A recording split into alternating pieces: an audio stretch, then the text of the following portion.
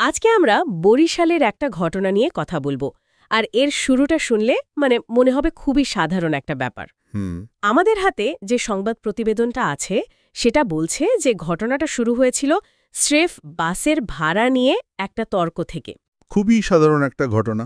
কিন্তু সেই ছোট্ট একটা তর্ক থেকেই পুরো এলাকাটা একটা রণক্ষেত্রে পরিণত হয়ে গেল। চলুন আজ এই ঘটনাটার একটু গভীরে যাওয়া যাক। হ্যাঁ, অবশ্যই। আমরা আসলে বোঝার চেষ্টা করব ঠিক কি এমন ঘটল যে ১০ টাকার ভাড়া নিয়ে একটা ঝামেলা পুরো শহরকে প্রায় থামিয়ে দিল, আর পরিস্থিতি সামলাতে কেন শেষ পর্যন্ত সেনাবাহিনীকে নামতে হলো। ঠিক এই জায়গাটাতেই কিন্তু ঘটনার আসল দিকটা লুকিয়ে আছে। বাইরে থেকে দেখলে তো মনে হবে এটা ছাত্রদের আর পরিবহন শ্রমিকদের একটা হঠাৎ ঘটে যাওয়া মারামারি। রাইট। কিন্তু আমরা যদি একটু তলিয়ে দেখি তাহলে বুঝতে পারবো এই ধরনের ঘটনা আসলে একটা আইসবার্গের চূড়ার মতো, পানির নিচে যে বিশাল অংশটা থাকে সেটাই আসল কারণ। আচ্ছা। এই প্রতিবেদনটা আমাদের বলবে কি আর কিভাবে ঘটেছে, আর আমরা চেষ্টা করব সেই কেন এর কাছাকাছি পৌঁছানোর। তাহলে একদম শুরু থেকেই শুরু করা যাক। ঘটনার সূত্রপাত হয়েছিল বরিশালের নথুল্লাবাদ বাস টার্মিনাল এলাকায়। বিএম কলেজের কয়েকজন ছাত্রের সাথে একজন পরিবহন শ্রমিকের বাসের ভাড়া নিয়ে কথা কাটাকাটি হয়। এই পর্যন্ত তো খুবই চেনা একটা ছবি, তাই না? একদম। বাসে রাস্তায় এমন কতই তো হয়। কিন্তু এবার আর ব্যাপারটা শুধু কথায় থেমে থাকেনি। হ্যাঁ, এখানেই ঘটনাটা অন্যদিকে মোড় নেয়। ভাড়া নিয়ে বচসা তো আমাদের দেশে খুবই সাধারণ ব্যাপার, কিন্তু সাধারণত সেটা কিছুক্ষণ চেঁচামেচি হয়ে থেমেও যায়। এক্ষেত্রে তা হয়নি। বরং উল্টোটা হয়েছে। ঠিক। মনে হলো যেন কেউ আগুনে পেট্রোল ঢেলে দিল।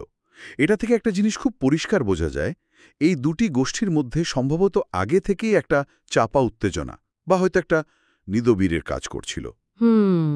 একটা অন্তর্দ্বন্দ্ব ছিল। হ্যাঁ, এই ভাড়ার ঘটনাটা ছিল স্রেফ একটা অজুহাত আর কি, যা সেই চাপা ক্ষোভটাকে বিস্ফোরিত হওয়ার সুযোগ করে দিয়েছে। তার মানে আপনি বলতে চাইছেন এই ঝামেলাটা ব্যক্তিগত পর্যায়ে থাকেনি, খুব দ্রুত এটা একটা গোষ্ঠীগত লড়াইয়ে পরিণত হয়েছে। একদম। প্রতিবেদনের বর্ণনাও কিন্তু সেদিকেই ইঙ্গিত করছে। বলা হচ্ছে তর্ক-বিতর্ক মুহূর্তের মধ্যে সংঘর্ষের রূপ নেয়। দুই পক্ষের মধ্যে ধাওয়া পাল্টা ধাওয়া, দেখতে দেখতে পুরো এলাকাটা একটা যুদ্ধক্ষেত্রের চেহারা নেয়। ঠিক। এটা আর কয়েকজন ছাত্র বা শ্রমিকের মারামারি ছিল না, এটা ছিল দুটো গোষ্ঠীর সরাসরি সংঘাত। আচ্ছা।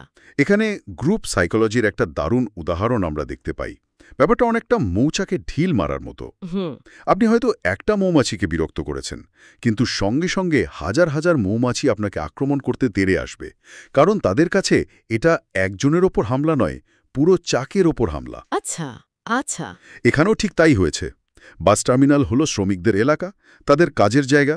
সেখানে তাদের একজন আক্রান্ত হওয়া পুরো শ্রমিক গোষ্ঠীর সম্মানে আঘাত লাগা। একদম। আর উল্টো দিকে ছাত্ররাও তো একটা বিরাট সংগঠিত শক্তি। বিশেষ করে বিএম কলেজের মতো বড় প্রতিষ্ঠানের ছাত্রদের একতাও তো কম নয়। ঠিক। ছাত্ররাও নিজেদের একটা বড় গোষ্ঠী হিসাবে দেখে। তাদের একজনের অপমান পুরো ছাত্র সমাজের অপমান। ফলে যখন এই দুটি শক্তিশালী সংগঠিত গোষ্ঠী মুখোমুখি হয়, তখন ব্যক্তিগত সমস্যা আর ব্যক্তিগত থাকে না। সেটা মুহূর্তের মধ্যে গোষ্ঠীর ইজ্জতের লড়াইয়ে পরিণত হয়। হ্যাঁ, আর তখনই পরিস্থিতি নিয়ন্ত্রণের বাইরে চলে যায়।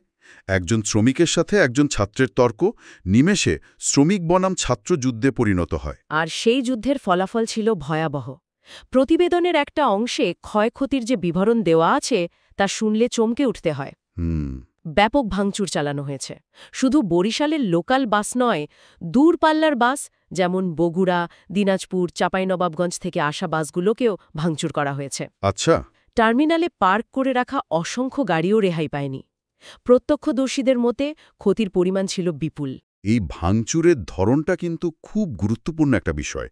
খেয়াল করে দেখুন, আক্রমণটা করা হয়েছে যানবাহনগুলোর উপর, বিশেষ করে বাসের উপর। হ্যাঁ, বাসগুলোই ছিল মূল টার্গেট। কেন? কারণ বাসগুলোই পরিবহন শ্রমিকদের পরিচয়, তাদের রুটি রোজি, তাদের শক্তির প্রতীক। এই যে বাসগুলো ভাঙা হলো, এটা কিন্তু শুধু রাগ দেখানো নয়, এটা একটা পরিষ্কার বার্তা দেওয়া। কি রকম বার্তা? বাস ভেঙে দিয়ে ছাত্ররা যেন বলতে চাইছে, আমরা তোমাদের সবচেয়ে গুরুত্বপূর্ণ জিনিসে আঘাত করার ক্ষমতা রাখি।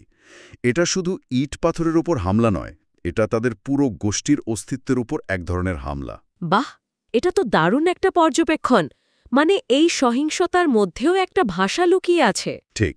এর প্রভাব তো শুধু বরিশালের মধ্যেই সীমাবদ্ধ থাকেনি, তাই না? দূরপাল্লার বাস ভাঙচুরের কারণে তো পুরো অঞ্চলে যোগাযোগ ব্যবস্থা ভেঙে পড়ার কথা। অবশ্যই এর একটা রিপল এফেক্ট আছে। যখন দূরপাল্লার বাস চলাচল বন্ধ হয়ে যায় বা অনিরাপদ হয়ে ওঠে, তখন শুধু বরিশাল নয়, এর সাথে যুক্ত সব জেলার অর্থনীতি, ব্যবসা-বাণিজ্য, মানুষের যাতায়াত সবকিছুতেই এর ধাক্কা লাগে। একটা স্থানীয় সংঘর্ষ এভাবেই জাতি পর্যায়ে প্রভাব ফেলছে। হুম। পরিস্থিতি যে কতটা উত্তপ্ত ছিল তা বোঝা যায় আইনশৃঙ্খলা বাহিনীর ভূমিকা দেখে। প্রতিবেদন থেকে আমরা জানতে পারছি সংঘর্ষের তীব্রতা এত বেশি ছিল যে পুলিশ প্রথমে ঘটনাস্থলের দিকে এগোতেই পারছিল না। এটা তো রীতিমতো অবিশ্বাস্য। হ্যাঁ, তার মানে কি পুলিশ একরকম অসহায় হয়ে পড়েছিল? অসহায় শব্দটা হয়তো ব্যবহার করা যায়। দেখুন, অনেক সময় যখন দুটো বড় গোষ্ঠী দাঙ্গার মেজাজে থাকে, তখন অল্প সংখ্যক পুলিশের পক্ষে পরিস্থিতি নিয়ন্ত্রণ করা প্রায় অসম্ভব হয়ে পড়ে। আচ্ছা। শক্তি প্রয়োগ করতে গেলে পরিস্থিতি আরও খারাপ হতে পারে, হতাহতের সংখ্যা বাড়তে পারে। তাই হয়তো তারা শুরুতে কিছুটা সময় নিচ্ছিল বা কৌশলগত কারণে পিছিয়ে ছিল। কিন্তু তাদের এই নিষ্ক্রিয়তাই পরিস্থিতিকে পরের ধাপে নিয়ে যায়। আর সেই পরের ধাপটাই আমার কাছে সবচেয়ে অবাক করা বিষয়। ঘটনাস্থলে সেনাবাহিনীর আগমন।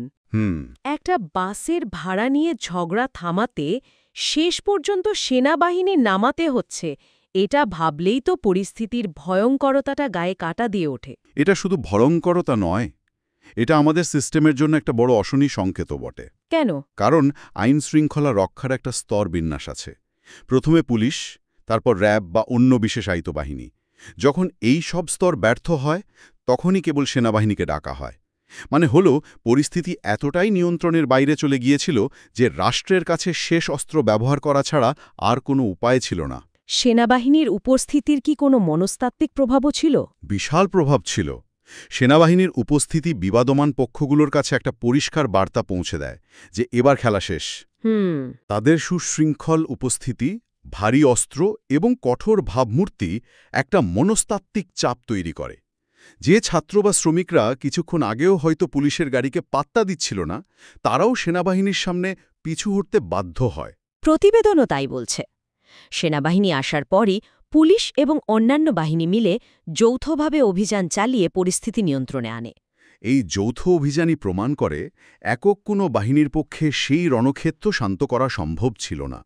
আচ্ছা, সংঘর্ষ তো থামল, কিন্তু এরপর কি হল? এই ধরনের ঘটনার পর তো সাধারণত দুই পক্ষের মধ্যে দোষারোপের পালা চলে। ঠিক। কিন্তু প্রতিবেদন লেখার সময় পর্যন্ত ছাত্র বা শ্রমিক কোনো পক্ষই নাকি আনুষ্ঠানিক কোনো বক্তব্য দেয়নি। এই নীরবতার কারণ কি হতে পারে? এই নীরবতাটাই কিন্তু সবচেয়ে ভাবনার বিষয়। এর বেশ কয়েকটা মানে হতে পারে। এক, হতে পারে উত্তেজনা এতটাই বেশি যে কোনো পক্ষই মুখ খুলে নতুন করে আগুন জ্বালাতে চাইছে না।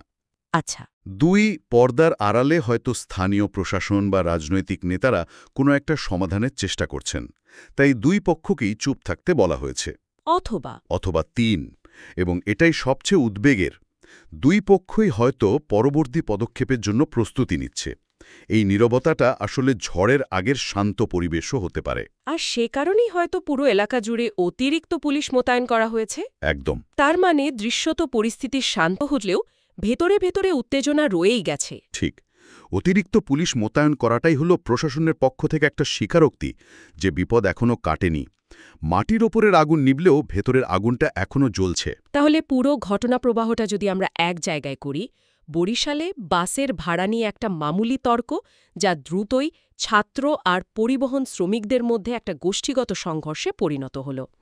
এর ফলে ব্যাপক ভাঙচুর হল, পুরো এলাকা রণক্ষেত্রে পরিণত হল, স্থানীয় পুলিশ পরিস্থিতি সামাল দিতে ব্যর্থ হল এবং শেষে সেনাবাহিনীর হস্তক্ষেপে পরিস্থিতি শান্ত হল। একটা অবিশ্বাস্য চেইন অফ ইভেন্টস। হ্যাঁ, এই প্রতিবেদন আমাদের ঘটনার কি এবং কিভাবে ঘটেছে তার একটা অসাধারণ চিত্র দিয়েছে। কিন্তু আমাদের আজকের আলোচনা শেষে একটা মৌলিক প্রশ্ন থেকেই যাচ্ছে, আর তা হল কেন? কেন আমাদের সমাজে ছাত্র আর পরিবহন কর্মীর মতো দুটি গুরুত্বপূর্ণ গোষ্ঠীর সম্পর্ক এতটা চুনকো? তাদের মধ্যে এমন কী ধরনের সামাজিক, অর্থনৈতিক বা কাঠামোগত সমস্যা লুকিয়ে আছে যার কারণে সামান্য একটা ভুলের তর্ক এত বড় একটা বিস্ফোরণের জন্ম দিতে পারে? এই সংঘর্ষ কি নিঃস্বকই একটা বিচ্ছিন্ন ঘটনা, নাকি সমাজের গভীরে থাকা কোনো বড় ফাটলেরই একটা ছোট প্রতিচ্ছবি যা আমরা অন্য শহরে অন্য কোনো রূপে আবার দেখতে পাব? এই প্রশ্নটা আমাদের সবাইকে ভাবার জন্য রেখে গেলাম।